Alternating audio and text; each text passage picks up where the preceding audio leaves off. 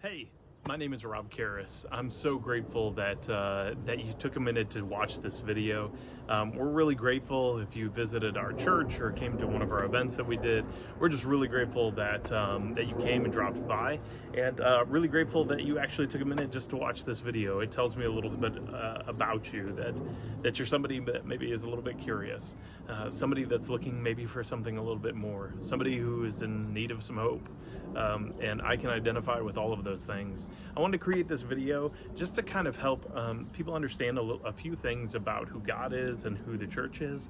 I want to address 3 different misconceptions that people often have when it comes to do with God and our relationship with Him in the church.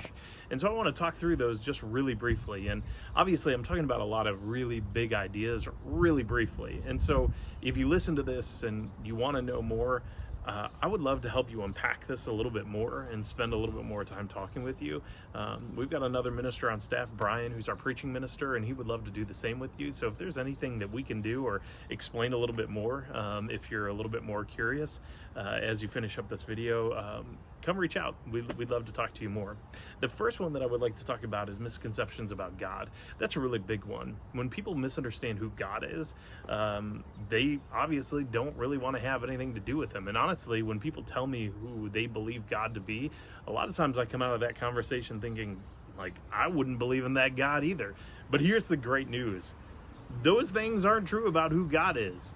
And so I want to take just a minute, and again, this is so brief, but I want to take just a minute to kind of address who God is. The God that we know and worship is the God who designed us, the God who created everything around us. One of the things about me is that I'm a designer at heart. I do ministry, but I also love art and design and creating things. And so when I see good design, it always lights something up in me. Like, it gets me excited and makes me want to know more about whoever made it. And so when I look at even like something like our human bodies, like the way that our body, I'm not a biology guy, but the way that all the systems in our body work at the same time, I mean, literally, the ability that you have to listen to this video right now, to be able to see me and also understand all the things that I'm saying right now, that's incredible that God created us to be able to do something like that. To me, that is unbelievable design. The fact that I'm going to be able to walk away for a minute here, to be able to have a meal, to be able to smile and laugh with friends, all of those, while all of these intricate systems are happening at the same time, is crazy to me.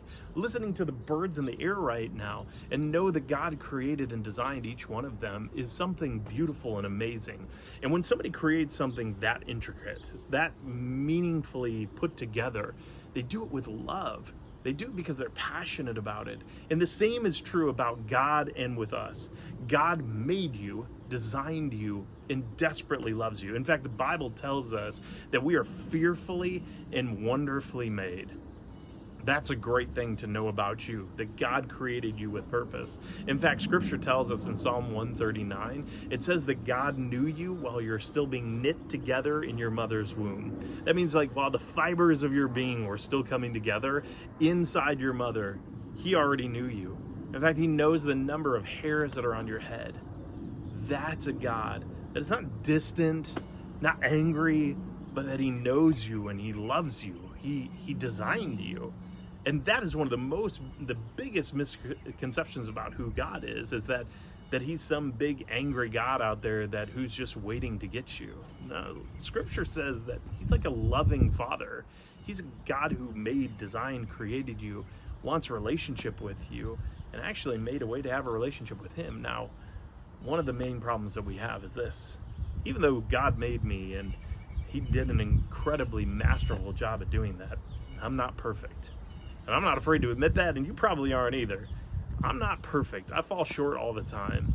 I'm selfish, I'm stubborn, I do things that I shouldn't, I say things that I shouldn't, I think things that I shouldn't. In the best moments that I have, I do things that I shouldn't do. And I fall short. And that's the problem of sin. See, God is perfect, and I'm not. And because of that, there's this divide between the two of us that just can't seem to be reached across. How do you bridge that gap from perfection to me? Well, that's a great question. Now, this is one of the other misconception number 2, that people have to then earn their way to God. Like, we have to do as many good things as we can, go to church enough, feed enough hungry people, serve enough people, be kind and be thoughtful, and like all these things in order that we might earn God's love or be able to earn that bridge between the two of us. But here's the problem. No matter how many good things I do, it doesn't erase all of my sin problem that I have. It doesn't get rid of that, and nothing that I can do can get rid of that problem. Now, you and I know since we were little that there's consequences to the things we do, right?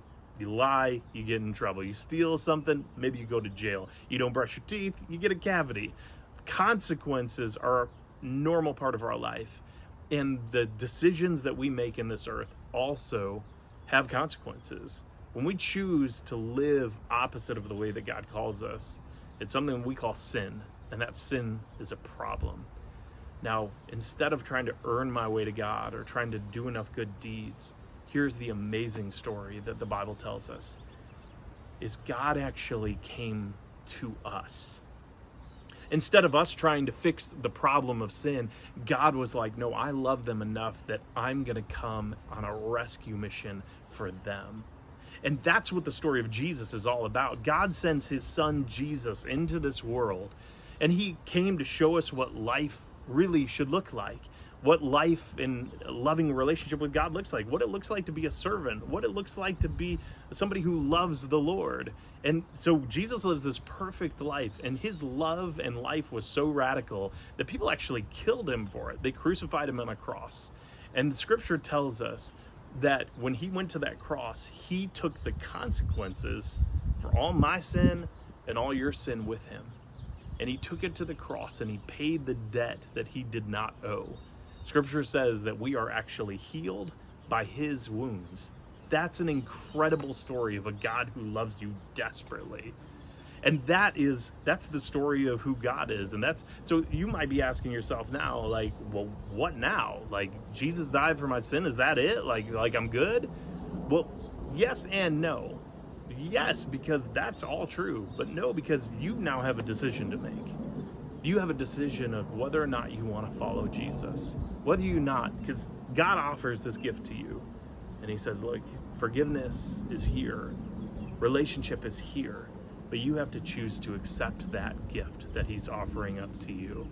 And that process of choosing that is what we encourage you to think deeply about. And we'd love to walk you through that.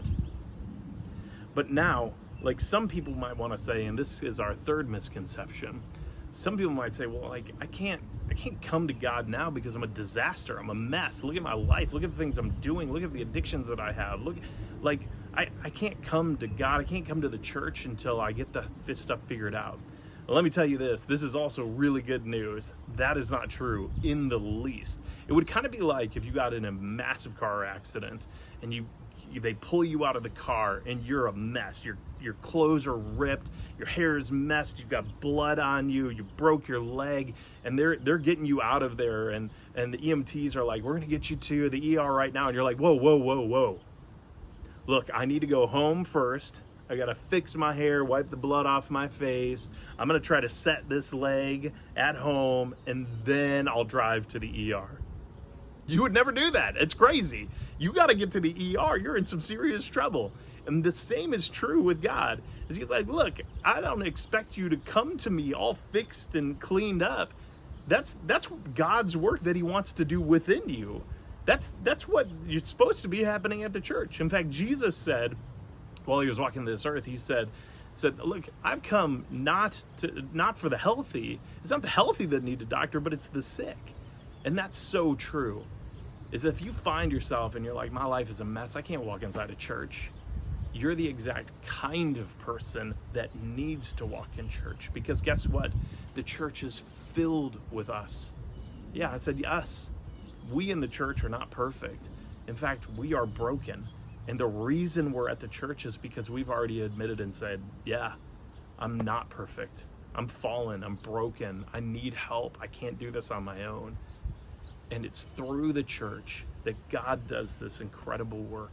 And God will continue to bring healing and wholeness into your life through the church and through his son Jesus.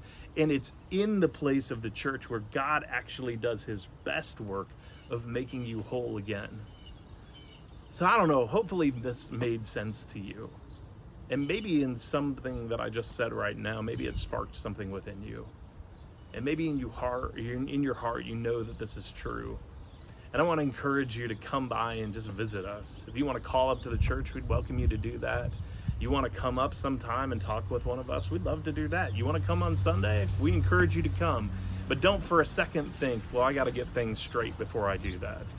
We encourage you, come while you're a mess, come while you're a disaster, and let God start his work on you, because he created you, he knows you, and he loves you. Thanks for spending a few minutes with me. And like I said, come on up, give us a call, and let us talk with you.